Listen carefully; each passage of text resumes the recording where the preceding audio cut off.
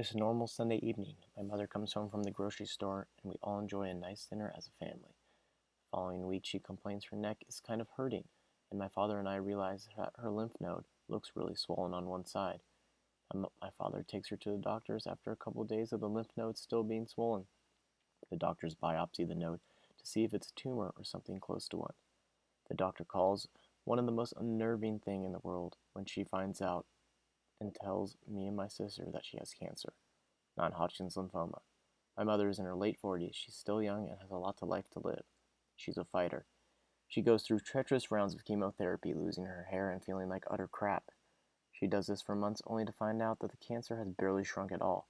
It begins to spread to her bones. The doctors said she can do a new stem cell treatment, which takes out all the cells and replaces it with fresh ones.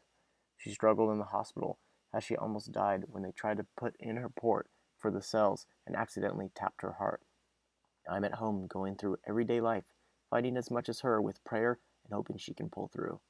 She made it out barely as they try to fix her heartbeat after that surgery. She goes in for her doctors a few weeks later as they talk about the scans they took after her time in the hospital. The doctor says he doesn't see the cancer anymore, and he tells her that she's in remission. Out of the years of thinking my mom could die, she's finally free of this cancer. I'm at work a couple weeks later, happy the stress of my mom is gone. I get a call from her on my way back home from work. She tells me that the cancer has come back and that the doctor she is currently seeing can no longer do anything else for her. In the next few weeks, as she comes to terms with this, that her cancer is back, she went through all the fighting. She decides she's going to keep fighting and explore other hospitals and research to defeat this cancer. My parents narrow it down to MD Anderson Cancer Center in Texas and the Mayo Clinic in Minnesota, both far away from home. My mother decides to do the experimental CAR T cell treatment, and she gets the last spot to do the treatment at the Mayo Clinic.